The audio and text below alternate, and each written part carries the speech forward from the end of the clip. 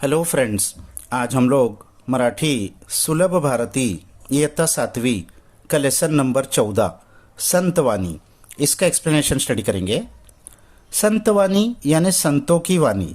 संतों ने अपने डिवोशनल सॉन्ग्स के ज़रिए से हमको जो मैसेज दिया है ये हम रीड करेंगे।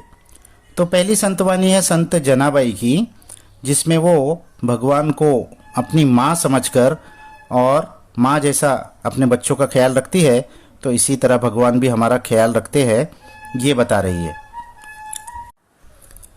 तो वो कहती है, पक्षी जाए दिगंतरा बाळकांसी आणि चारा। पक्षी यानी बर्ड वो जाता है दिगंतरा यानी आसमान में, स्काई में, बहुत दूर उड़ के जाता है।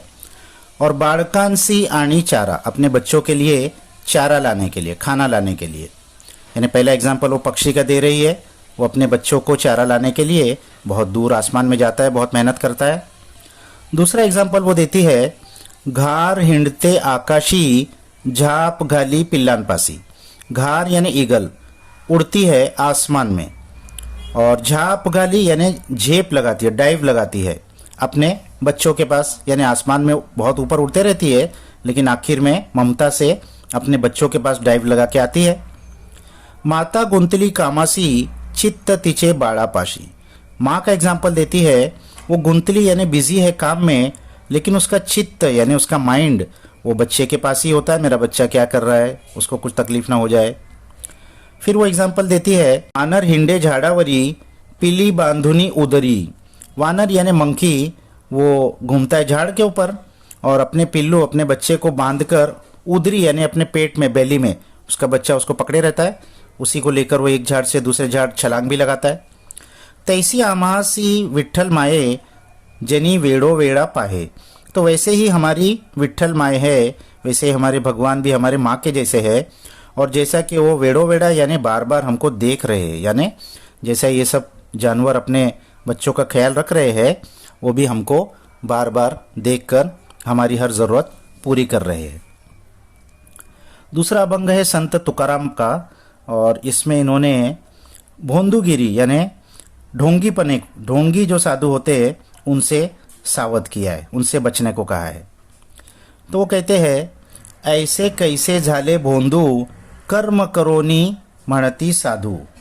ऐसे कैसे ये भोंदू लोग हैं। भोंदू यानी हिपोक्रिट, यानी जबान पे कुछ है दिल में कुछ है, ढोंगी। कर्म करोनी म्हणती साधु। कर्म का यहाँ मतलब है बुरे काम। बुरे काम करते हैं, पाप करते हैं, और फिर भी अपने आप को साधु संत महात्मा कहते हैं, यानी ढोंग करते हैं। अंगा लावुनी या राख डोड़े झाकुनी करीती पाप।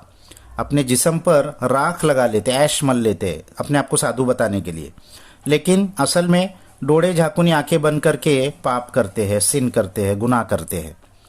दावुनी वैराग्याची कळा भोगी विषयांचा सोहळा। दावुनी वैराग्याची यानी वो बताते हैं अपने आप को वैरागी। वैरागी यानी एस्थेटिक, यानी जिसको मोह माया जिसने त्याग दिया हो, दुनिया से जिसका कोई लेना देना नहीं, सन्यासी साधु, दुनिया छोड़ दिया है, ऐसा बताते हैं। लेकिन असल में क्या होते हैं, भोगी विषयांचा सोहड़ा। भोगी यानी वो खाते हैं, विषय यहाँ पर मीनिंग है प्लेजर, दुनिया की अच्छी अच्छी चीज़ें। सोहड़ा यानी उनका मज़ा लूटते हैं, जश्न मनाते हैं। तुका म्हणे सांगो किती जड़ो तयांसी संगति। तो तुका म्हणे यानी संत तुकाराम महाराज कहते हैं, सांगो किती, मैं कितना बताऊं इन ढोंगी लोगों के बारे में तुमको। जड़ो तयांसी संगति, बस एक बात ध्यान रखो कि इनकी संगति यानी इनकी साथ, इनका कंपेनियनशिप आप छोड़ दो। जड़ो यानी जला दो, मतलब दूर रहो इनसे। ऐसे लोगों से हमको दूर रहना चाहिए।